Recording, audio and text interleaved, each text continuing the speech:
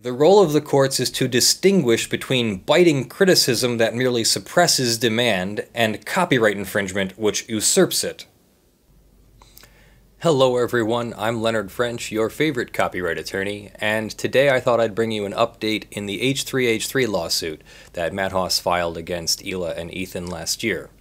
You may remember that there was a motion to dismiss filed by defendants in June of last year, and then that was denied, and a motion for judgment on the pleadings was filed in December after the whole discovery snafu thing. If you want to hear anything about that, I have videos on that, and they go into some detail, so I'll point you in that direction. Now what the parties have done is filed motions for summary judgment. The judge did not grant their motions for judgment on the pleadings, claiming that there needed to be discovery of evidence. So that was about 2 months ago. The parties have conducted some discovery of evidence and have compiled their cases into these separate, but what we call cross motions for summary judgment. They're cross motions because we have one going one way and one going the other, and they cross. So defendant filed a motion for summary judgment against plaintiff, and plaintiff filed a motion for summary judgment against defendant. Here they were all filed on the same day. It looks like there are 8 or so total documents. One of them is a duplicate. And they contain basically each party's case from start to finish, all the details, all the evidence that they rely on to support their claims and defenses, and so let's jump into it. So this case is a very good example of how copyright and fair use lawsuits work in general. The parties filed, or rather the plaintiff filed a claim against the defendant, and you would think that the judge may just hold a trial and make them produce their evidence, but it's much more complicated than that, as you may have seen if you've been following the case and watching the previous videos. The judge instead, there are several steps along the way, several opportunities along the way for the parties to either resolve the claims or get the claims dismissed or make their own new claims. For example, defendants could file their own lawsuit against Matt Haas, against plaintiff, right inside of Matt Haas's lawsuit. It's called a counterclaim. They don't even need to file or pay an additional filing fee. So maybe the clients don't feel like they have a case, or maybe they don't feel like they have a case that's worth pursuing against Matt Haas. The case for their attorney's fees doesn't need to be dealt with like that. Instead, they can wait till the end of this case and make a request under copyright law. 17 U.S.C. 505 contains a provision to shift the fees to the opposing party. However, it's at the discretion of the judge. The judge gets to hear additional argument, additional evidence, additional testimony, and then make a decision. So each step along this way is its own mini trial, and that's what makes this very complicated for the parties. So as you can see, we're at almost 9 months into the case. We already have 91 docket entries, all of which are fairly significant documents that need to be understood in their entirety in order to understand the entire case.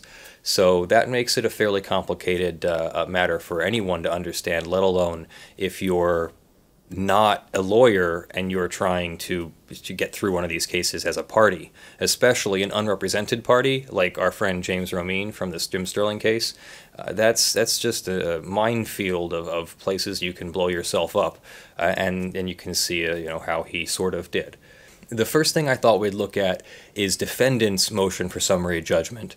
It doesn't really matter that it was filed earlier in the day and is therefore first on the docket, but I also kind of feel like the h3h3 motion makes a little more sense, but as you'll see, Matt Haas's arguments aren't exactly empty or frivolous either. They might be wrong.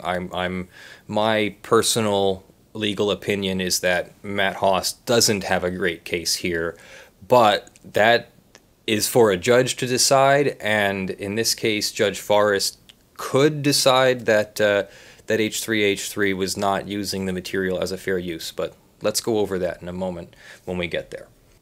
So, What we're looking at here is defendant's motion for summary judgment. In the court, in the Southern District of New York court, we first give notice of a motion, which is like a paragraph or two about the fact that a motion is being filed, and then there will be a longer memorandum which contains the heart or the meat of the motion.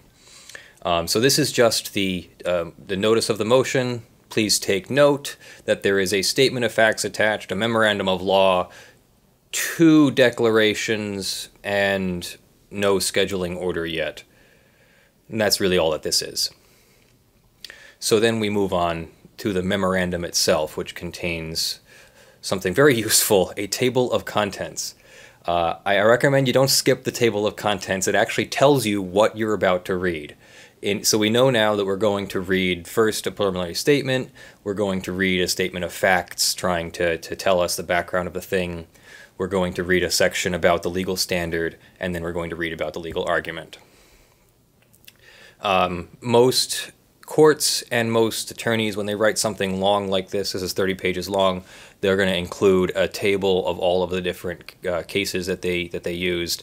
That way the judge's clerk can look up all of these cases and make sure there's still good law and verify the claims that have been made by each of the parties. So I'm going to skim past that, but there's lots of authorities and cases that they've relied on. You'll see them listed here in the document as we go through it.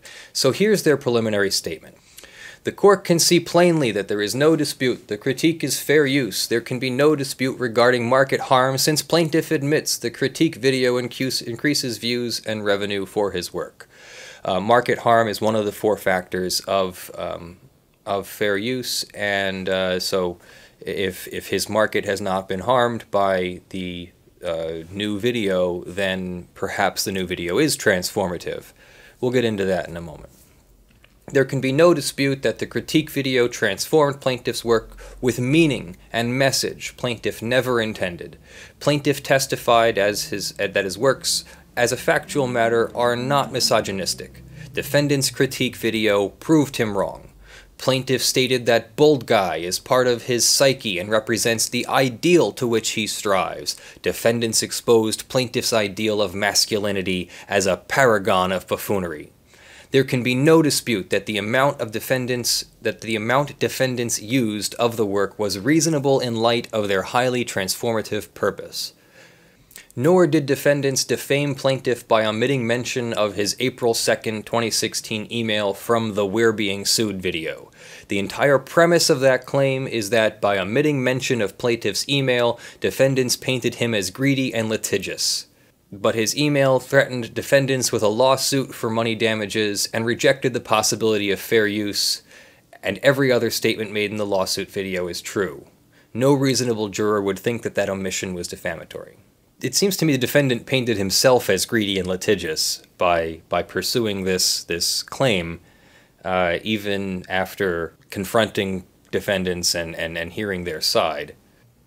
So defendants start explaining how Matt Haas makes his videos, what kind of videos he makes, how they were critiquing his videos. They point out some interesting things he says, that he does not analyze his works, leaves the viewer to interpret them, that Matt Haas's work is intended as social satire, to poke fun at social politics, the theme of a guy chasing a girl and flirting with her, the theme of the catch, and that he did not intend any message about pornography. But then Ethan and Hila made this video, or more than one, about him and his antics. In particular, that they target sexually inappropriate content on YouTube, that they take a careful approach to making reaction videos to use the proper amount of the source video to make sure that they're within fair use. They go into some details about how they used 75% of their use of the work was 12 seconds or less of each clip. The total amount used is only 60% of his work, and that defendants were commenting for 10 minutes of their 13-minute video, meaning they did not make an unfair use of the work, but they did make a fair use of the work. that the four overarching themes of defendant's work were history, the casting of Madhoss's work as misogynistic pseudo-pornography, their critiquing of his masculinity in his works, and the critiquing of him for creating such works. So defendants talk about their CringeTube references. CringeTube was allegedly an era of YouTube marked by sexually embarrassing and cringeworthy videos. And so defendant is pointing out how plaintiff's video is very much like a video from the CringeTube era. They talk about prank invasion. They talk about how his video is very similar to prank invasion videos. So that seems to also be some sort of critique. They go into the misogynistic pseudo-pornography part of it. They point out that the work, dialogue, characters all have the trappings of a pornographic film without the sex. They talk about his depiction of women, how her character, indeed, the majority of plaintiff's characters are depicted in a hypersexualized manner, how the woman, in the majority of plaintiff's female characters, begins as hostile and then suddenly shifts to being attracted to him, and how her dialogue resembles that of a pornographic film. They go into the Primal Nature documentary comments. Defendant points out the misogynistic and pornographic nature of the work by comparing it to a Primal Nature documentary. Well, that certainly sounds fun too. But the one that I couldn't stop laughing at was the carrots and mayonnaise. Okay, they use the metaphor to ridicule how the line about how a woman will let Madhoss do anything to her invites a number of depraved possibilities. Again, really funny, somewhat critical, seems like fair use to me. They lambaste how the work depicts Bold Guy as an alpha male who can simply swoop in and get any woman he wants. And they portray Bold Guy as a buffoon. Plaintiff's portrayal of masculinity dismantled by pointing out the numerous instances the work attempts to portray him as suave, clever, and athletic, when he is really just a buffoon. That the works are a reflection of plaintiff's mind, that Bold Guy is plaintiff's alter ego, that this is the way Madhoss lives out a sexual fantasy. So all of that sounds very plausible as a fair use or critique work, right? Let's see what we'll get back to defendant's arguments. Let's see what Madhoss has to say. What's his version of these facts? So I'm just going to skip straight to his memorandum. The video does not constitute fair use. Copyright infringement. Infringement was willful. It appears, first off, that his motion for summary judgment is only asking for summary judgment on the fair use issue, and it does not claim that there is no dispute over the defamation claim or the DMCA claim. So that means that with there being a dispute, those things would go to trial, or at least they're not being disposed of here. And if both summary judgment motions are denied, then we are going to trial, or some kind of trial. Because the judge could use these summary judgment motions to whittle down the issues, but she doesn't have to if she doesn't want to, if she doesn't think that there is a reason to. We'll go into the argument in a moment, the actual legal standard of summary judgment. I'm itching to, and I'm going to jump into it and totally lose our train of thought here. So let's first look at what Madhoss's version of the facts is. Dismiss defendant's affirmative defense of fair use. Hold defendants liable for copyright infringement, and hold that defendant's copyright infringement was willful. That's necessary. A willful copyright infringement usually carries a higher damage penalty. Sometimes judges use a pretty easy figure of ×3. They find for a base damages figure, then they multiply it by 3 for willfulness. The heart of this motion rests on the fact that defendants used virtually the entirety of plaintiff's original creative work and the actual entirety of his substance, cutting merely portions of non-dialogue sequences. As such, the chief question raised by the defendant's fair use defense is whether their video, the infringing video, in fact used only so much of the original as absolutely necessary to express its point, or whether the same point would have been made by using such smaller portions of the work so as not to supplant the original. At deposition, defendants admit that they are not and have never viewed themselves as critics. Their YouTube channels serve and have always served the primary purpose of comedic entertainment. They had a prior understanding of fair use, including the understanding that they should use only so much of an original work as necessary to make a point of commentary. They chose to ignore this with respect to the plaintiff's work, and they used virtually all of the work to make the same exact point of purported commentary over and over and over again. Mr. Klein recites pseudo-pornographic misogyny as a sort of mantra, regardless of the infringing video segment presented to him, that the defendants are merely engaging in post hoc revisionism to justify their infringement. Post hoc revisionism just means that you're trying to justify what you did after the fact. It is clearly evident from the infringing video itself that nearly all of the defendants' use of the work served as a jumping board for their own comedy, rather than as a piece to critique. So Matt Hoss's attorney and Matt Hoss are claiming that h3h3, Hila and Ethan, used his video not to make commentary, but rather to piggyback off of and possibly even usurp the market for the original work. That it wasn't them critiquing his video so much as it was them making their own comedy piece out of his video, which is more like a derivative work, and therefore a violation of copyright. Now, the problem with this is that this is more or less an argument that needs to be made and supported factually at trial. So he's got to include basically everything that you would include at trial to show the judge that there are no issues between the parties that have to be heard by a judge or a jury. We'll get to the... You can hear me going for it. We'll get to the legal argument in a moment. Defendants used extensive portions of the work to repeatedly make the same comments. Defendants represent that pretty much every scene of the work has this cringy, pseudo-pornographic message, and admit that every excerpt they use pretty much stands for the same idea with respect to misogyny. The infringing video can be dissected into 15 segments, wherein each segment consists of an excerpt of plaintiff's work, followed by video of defendants discussing that excerpt. Well, that sounds like a fair use video to me, a critique video to me, but okay.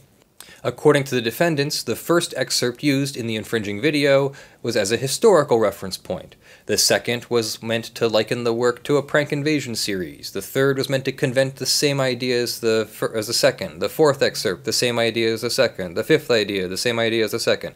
The sixth, the seventh, the eighth, the ninth, the tenth.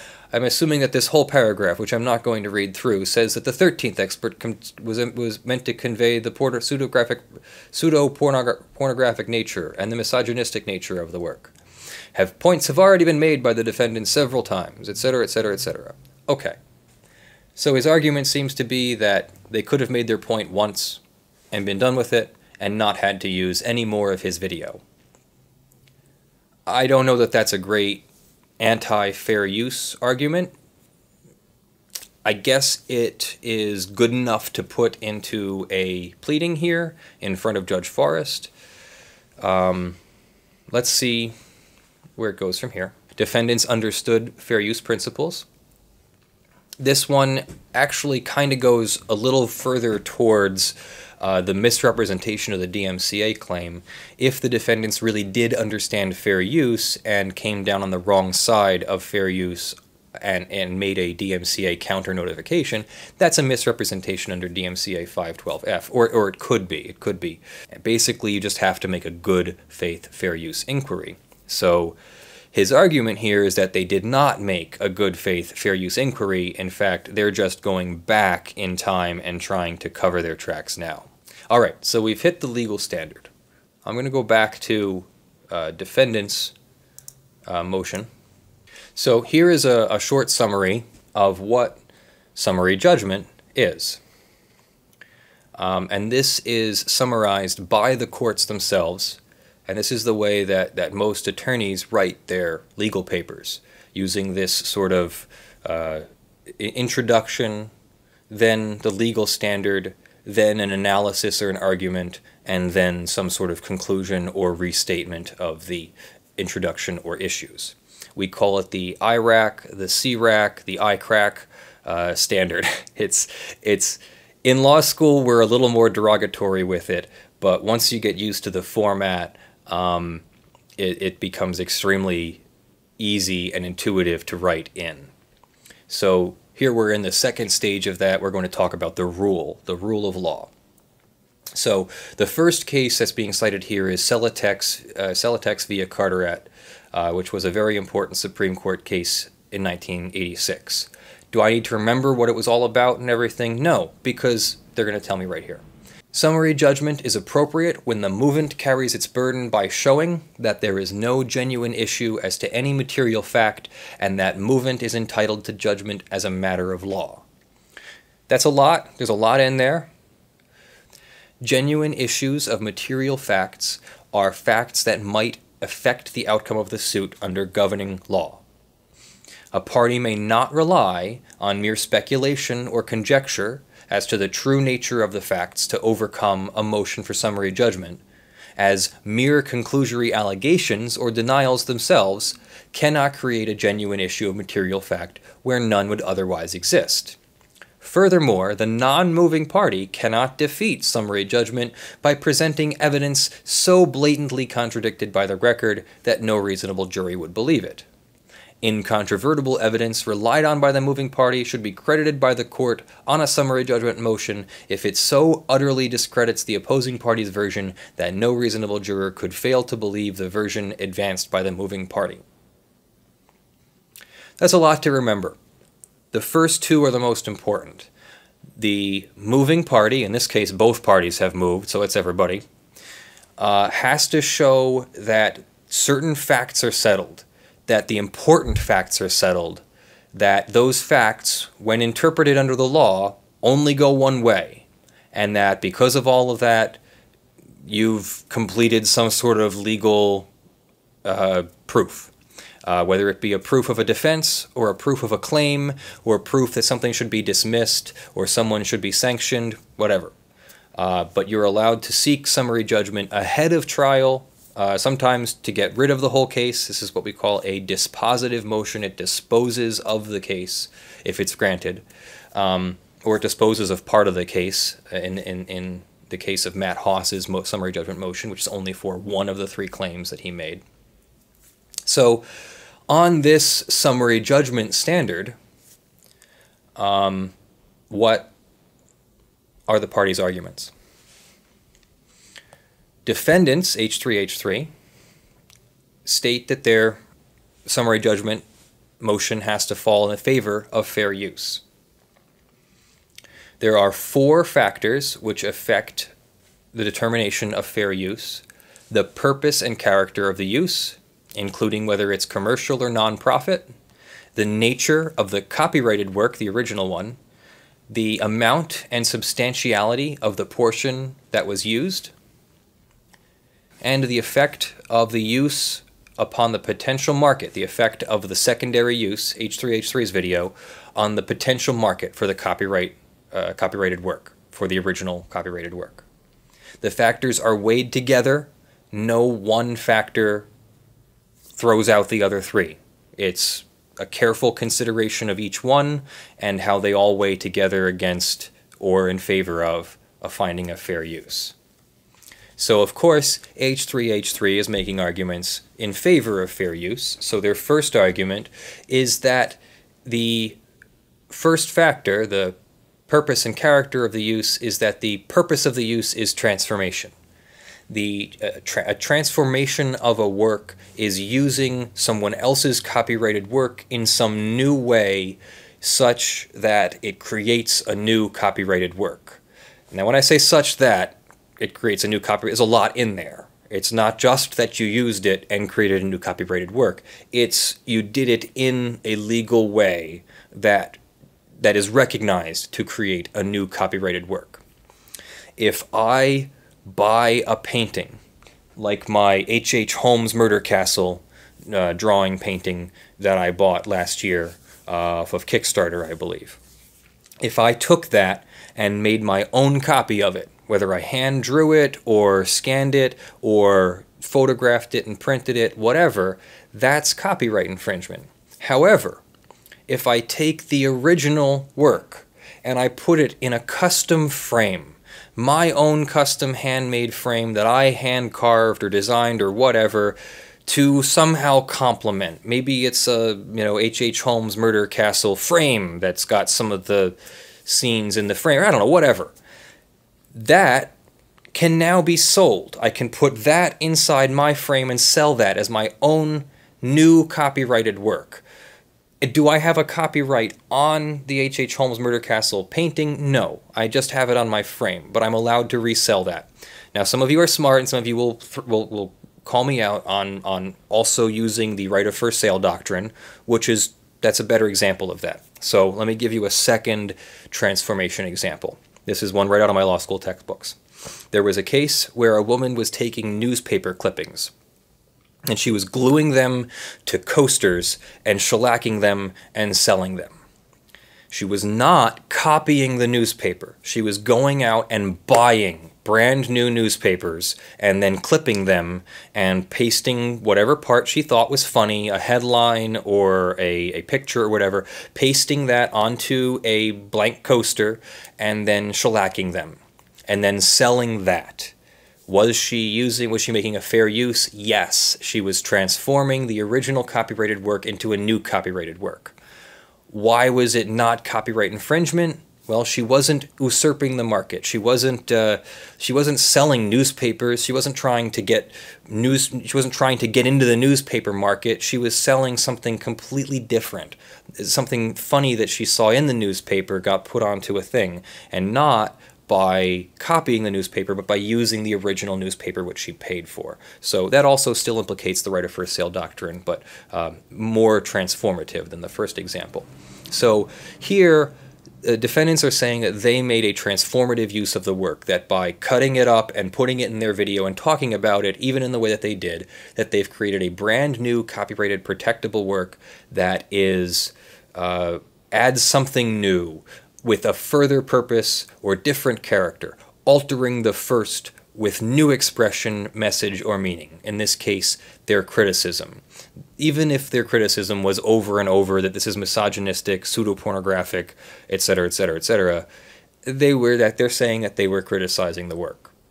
They go on to cite Campbell v. A. Cuff Rose Music, which was an important copyright case. Humorous forms of criticism may claim fair use under Section 107. That just because they're making a comedy video, they're also able to make a fair use through the comedy video by making the criticism. To ridicule the original for comedic effect is one of the comment and criticisms that have, one of the types of comment and criticism that have traditionally had a claim to fair use protection as transformative works, citing a few other cases. To comment on or criticize the substance or style of the original composition through humor or slapstick makes it a form of criticism. Humorous forms of criticism provide social benefit by shedding light on an earlier work and in the process creating a new one. Defendants criticize plaintiff work through humor, ridicule, and mockery. Sometimes defendants' critique was explicit, sometimes implied. Comedic uses are not transformative when the only purpose served by the extent of defendants' taking is identically comedic to that of the original authors. So it's not transformative when the only purpose is to be making the same jokes, to be taking their comedy and using it the same way, with no bearing on the substance or style of the original. It seems to have a lot of bearing. If the standard really is that it's did you make critique, not did you make critique in a particular way, seems to me they made critique.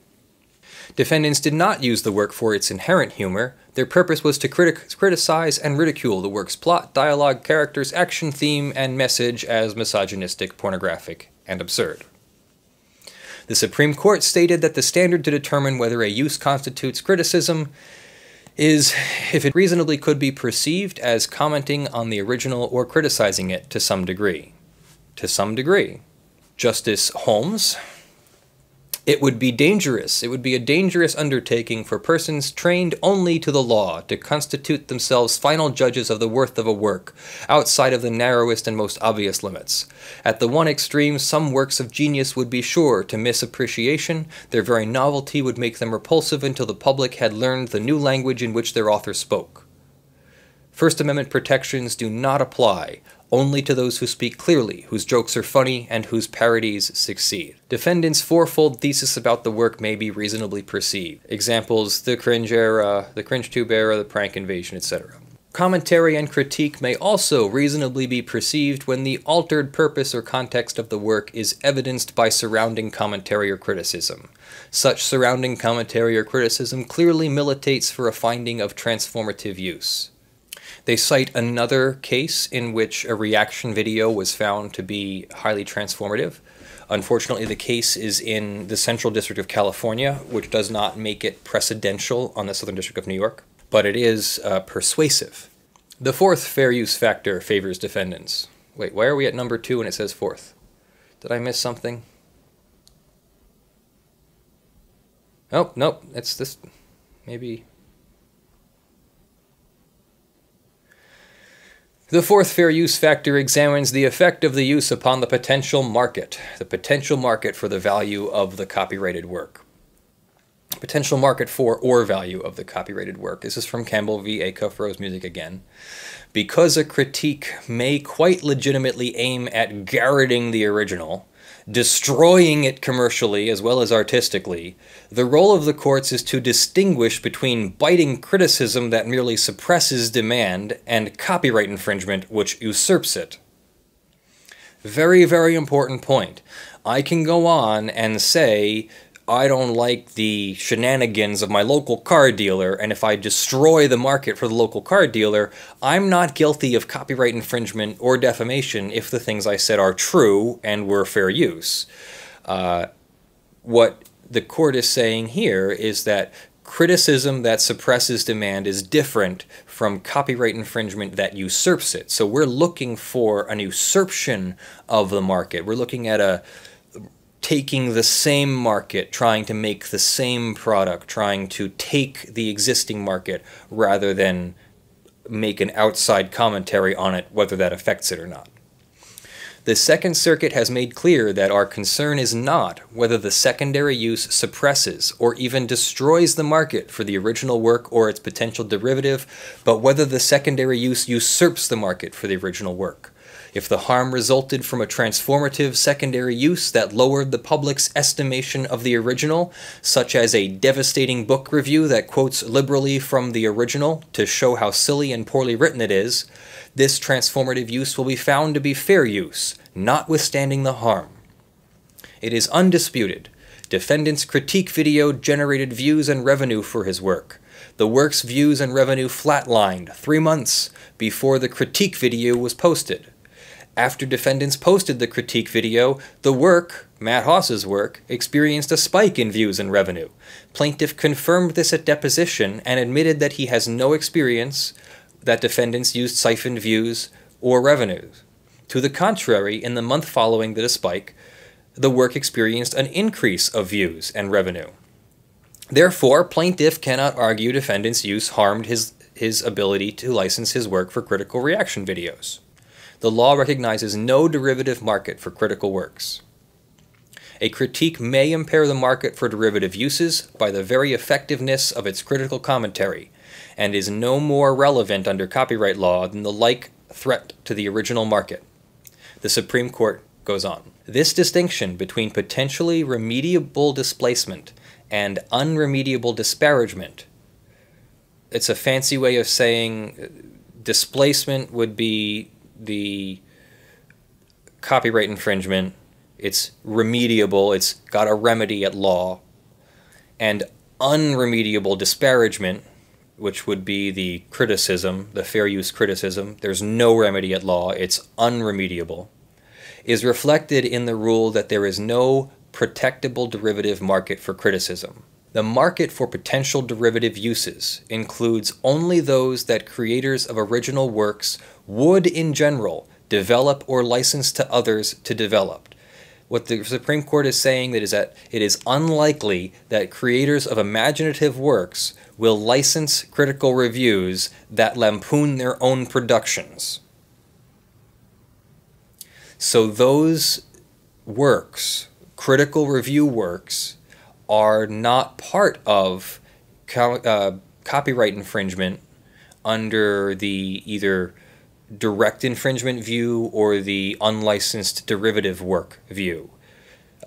Just to restate it one more time, there is no legal remedy for creating a critical work of another's because that original source, probably wouldn't license or allow you to make a critical video of it. If I write a book and you agree to do a review, or you want to do a review of the book with my permission, there's a little bit of bias in there, right? A little potential for bias. Either I'm not going to give my permission, or I'm only going to give my permission if I think that your review is going to be positive, or I'm only going to give my permission under license, under contract, that your review has to be positive. It won't say that, though. It'll say that I get final editing authority or final release review approval authority or something like that. So the judge is saying, the courts are saying in Campbell v. Acroft Rose Music, that there is no usurpation of a market by making a critical work, because there isn't a market for critical works. Matt Hoss did not lose the market for critical works because he was never going to be licensing his works for critical review. That's just not how critical reviews work. That's not a use that's protected in favor of Matt Hoss and against the people like h3h3 who are criticizing him. The third fair use factor also favors defendants, according to defendants. The amount and substantiality of the portion used in relation to the whole of the original work. So how much did they use? The law does not require that the secondary artist take no more than necessary. Where an evaluation or a description is being made, copying the exact words may be the only way to precisely report the evaluation. And then fourth, the second fair use factor favors defendants. I see what their attorney's doing here, putting them in order of strongest arguments, so I agree with that too. But the second fair use factor, which we're going over fourth, is whether the work was creative or factual or published or unpublished, etc. The second factor has rarely played a significant role in determining a fair use dispute. The fact that the work was creative is of limited usefulness where, as here, the creative work of art is being used for a transformative purpose.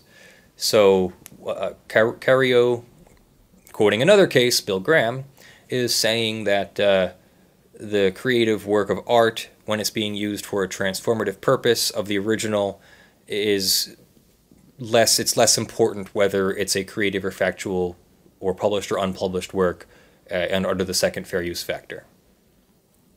So then we go into arguments over how, since, according to defendants, that they made a fair use and the judge should find in their favor, that they couldn't have made a DMCA misrepresentation. But they also cover the fact that even if somehow it wasn't a fair use, they still didn't make a misrepresentation under the DMCA because they had a good faith belief that they were making a fair use of the video, and that's really all that's necessary. You really need to be willful about your lack of a good faith and fair use analysis in order to fail under DMCA 512F, the misrepresentation part. In case we haven't gone over that, when you file a Digital Millennium Copyright Act takedown notice, you have to state that you have made a good faith inquiry into whether defendant has a proper or fair use of the copyrighted material. And if you are wrong about that, you can be sued or countersued for a violation under the DMCA. That section is 512F.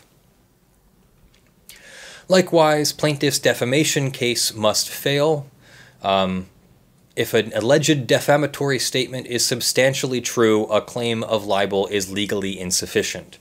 So As a defense, truth need be established to an extreme literal degree, provided that the defamatory material on which the action is based is substantially true, with minor accuracies being acceptable, the claim to recover damages must fail.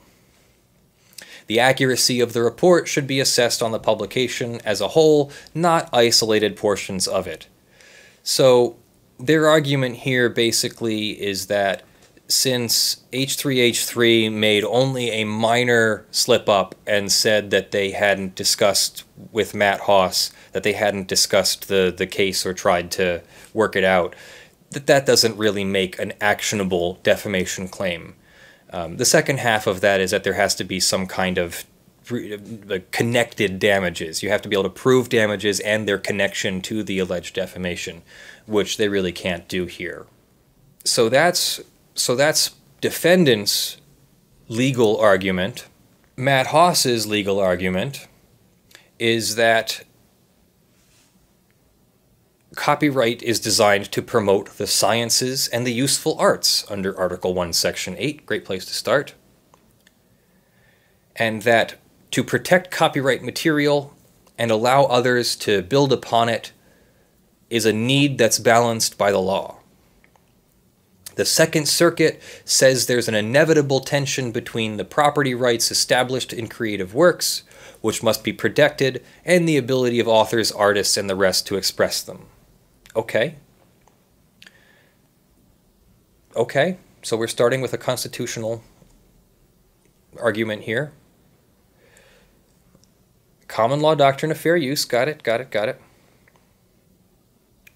The purpose and the character, the infringing work is not transformative. Okay. Most critical to the inquiry under the first fair use factor is whether and to what extent the new work is transformative.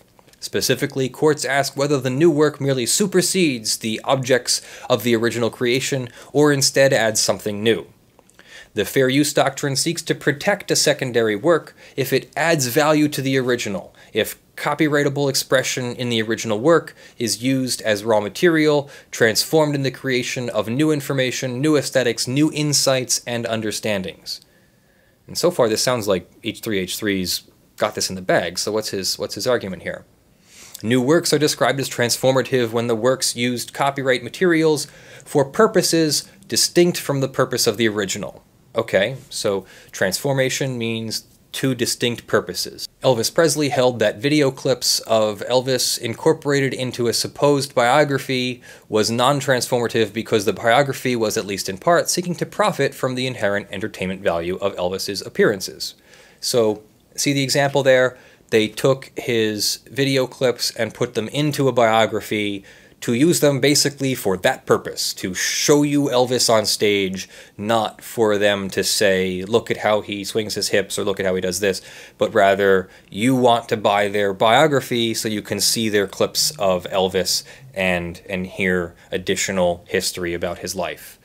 Defendants claim that the infringing work serves as commentary on the original work. However, the mere fact that a secondary work seeks to comment does not automatically grant such work the status of fair use. Parody, like any other use, has to work its way through the relevant factors and be judged case by case. Okay, so plaintiffs are saying that defendants have asserted a parody right.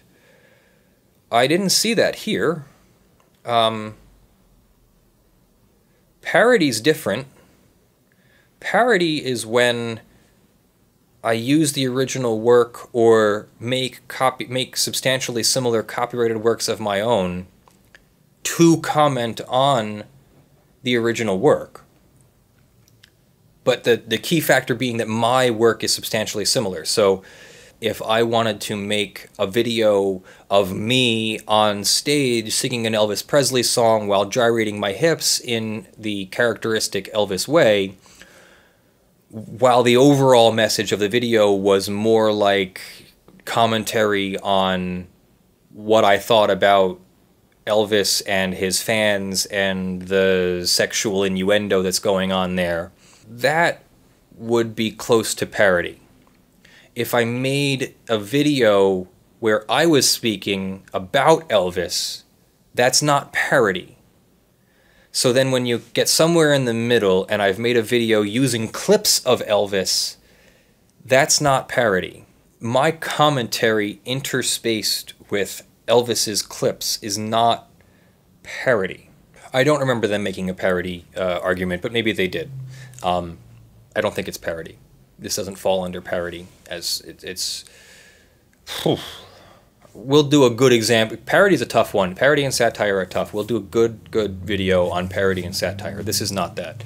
Plaintiffs go on to say that defendants admit that they are a comedy channel, that Mr. Klein makes all the editorial decisions, that he has no education in film criticism, does not consider himself a film critic. These are not things that you need to be in order to make criticism and commentary. You do not need to be a professional film critic. How could you ever get to be a professional film critic if you couldn't start criticizing films before you were a professional? This is a weak argument. Defendants' infringing work may at times seem to comment or criticize aspects of plaintiff's work, but the central question under the first fair use factor is whether such comment or criticism adds value to the original if the work is used as raw material, whether it transformed in creation of new information, new aesthetics, new insights, or understandings.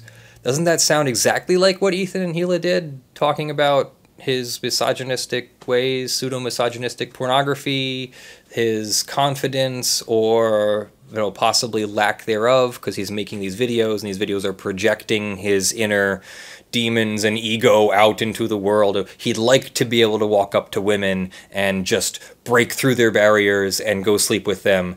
And maybe to a point he can do that sometimes, but the videos that he makes seem to imply that this is something he wishes he could do more often. So yeah, maybe I don't see how that's not commentary. I don't see how that's not criticism, but okay. The Second Circuit has declined to find a transformative use when the defendant has done no more than find a new way to exploit the creative virtues of the original work. Sure, didn't we just say that? Like, if I make an Elvis Presley video just to capitalize on Elvis Presley, that's not fair use. I need to add to it, to transform it by adding my critique, my commentary, parody, or whatever. Defendants' excerpts of the work served as nothing more than filler for a comedy routine. At deposition, Mr. Klein's explanation as to what over 90% of the excerpts of the work were meant to critique consisted of Mr. Klein repeating his mantra that the excerpt was highlighting pseudo-pornographic misogyny. Pornographic misogyny. The infringing work copied the work in excess of what was necessary. A finding of verbatim copying in excess of what is reasonably necessary diminishes a finding of transformative use. Again, citing Campbell, observing that whether a substantial portion of the infringing work was copied verbatim from the copyrighted work may reveal a dearth of transformative character under the first factor, or a greater likelihood of market harm under the fourth. He just goes on to show how he sort of disagrees with their commentary, that they over and over again repeat the same misogynistic pseudopornography statement while showing yet another clip of his video. They go on to say, Elvis is precisely on point here because, as here, a work of alleged commentary, a documentary, failed to transform entertaining clips of a copyrighted work when it used such clips in order to profit from their inherent entertainment value. In Elvis, in some instances, the clips are the subject of audio commentary, while in other instances they would be more properly be characterized as video filler, because the commentator is discussing a subject different from one or more general than Elvis. So Matt Haas's arguments seem to be that what h3h3 used was more than necessary for commentary, and that they basically copied most of his video just to republish it and get views from his work, and that their commentary was ancillary or minimally creative alongside of it, and it doesn't constitute a fair use. I happen to not agree. My humble opinion is that this is exactly the kind of commentary that courts foresee in fair use, and that Matt Haas doesn't have a leg to stand on, and I don't know why he's spending his money on his attorney. But that's his prerogative. He's allowed to do that. The second factor, the nature of the copyrighted work, calls for recognition that some works are closer to the core of intended copyright protection. So here he's arguing that it's a creative work and therefore requires higher copyright protection. Okay, sure. The amount and substantiality of the portion used in relation to the copyrighted work as a whole, the law requires that they are reasonable in relation to the purpose of the copying. In this case, defendants admit to having used 3 minutes and 18 seconds of a 5-minute and 24-second video. This is 60% of the work, and accounts for 100% of a substantive portion of the work, the heart of the work. And so they're going on to say that they use too much of the work. The Supreme Court has recently retreated from its earlier cases, suggesting that the fourth fair use factor is the most important, recognizing instead that all factors are to be explored and the results weighed together in light of the purposes of copyright. So he doesn't make an argument here. He goes on to say that defendants were aware that plaintiff licenses his work.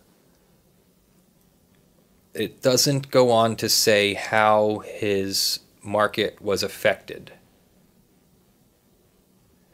It just makes the conclusion that defendants have usurped plaintiff's exclusive right to license his work and have encouraged the greater YouTube community to do the same. I don't see how that's an argument on the fourth fair use factor. And then it goes on to just cite or just claim that that makes it copyright infringement and that makes it willful copyright infringement. So that's a lot. I think we can stop there with the analysis of the two cases. You see what the two arguments are. Basically, defendants h3h3 are saying that they made a fair use of the work, that they didn't misrepresent their DMCA counter notification, and that they couldn't have defamed Matt Hoss simply by excluding the fact that they talked via email once before the lawsuit was filed. And plaintiffs are saying that the defendants simply used their work, Matt Hoss's work, to piggyback off of his comedy style and not to create their own criticism and commentary as a fair use of the work. So what we're waiting for now is for a judge to rule. Usually a judge will either rule on the papers or will make set an argument date for the parties to go to court and argue their case. And now this is in New York City, and I'm only about an hour and a half outside of New York City, so if this does go to trial, I will be there, and I'll report for you before and after how things go. So what do you think? Do you think that h3h3's video is commentary and criticism that should be protected by fair use and copyright law, or do you think that their video just tried to leech off of Matt Hoss's success with his videos, and they were just trying to include as much of his as possible to get you guys to watch and give them more views and subscribers? That's for the judge to decide. I personally think that Matt Hoss has a weak case, that h3h3 has a strong case, but honestly this one's a little bit on the border, and we're going to need to see a reasoned legal opinion from the judge. And that's also not the end of it. There's also 2 levels of appeals courts. This could go all the way up to the Supreme Court, and if there really is no law on exactly how much of a YouTube video you can use, perhaps the Supreme Court wants to hear this one. I don't know. We do have things like Campbell v. Acuff Rose and Lentz v. Universal that did make it all the way to the Supreme Court to try and determine those copyright issues. So, whew! That is a lot that we went over, and I'm really happy that you guys stuck with me for that. My next h3h3 video will be when we finally have some kind of ruling on this. In between, I do plan on getting to some of the many other video topics that we've been discussing, such as Oculus v ZeniMax, or ZeniMax v Oculus, or Facebook, or whatever it is now. There's some videos on patent trolling. I want to talk about prosecutorial discretion. I want to talk about access to justice. There's the Bible Reloaded lawsuit. Let's see, RetroPie has some kind of trademark thing going on. There's the patent trolling with X-Plane. There's just so much to talk about, and I just want to get to it. as quickly as I can, as accurately, while still being accurate and entertaining for you. So I hope I'm doing a good job. Please let me know how I'm doing in the comments. Let's see what else. Special thank you to all of my Patreon $5 plus supporters and all of my Patreon supporters in general, but you've been watching the $5 plus supporters in the left hand side of the screen there, scrolling across my display, and they'll be listed down in the description below. If you send if you pledge any amount of money to the channel via the Patreon account, you'll get access to the Patreon community thing. So thank you all very much for your time and attention, and your comments, your likes, your subscribes, and your participation. I really appreciate all of you. It's amazing that you have such genuine interest in the law, that it's not just Law and Order and other entertainment shows, but rather you want to see what's really going on in the legal world. So thank you very much for watching. I'm Leonard French, your favorite copyright attorney, and I'll see you later this week, next week, sometime soon. Thank you.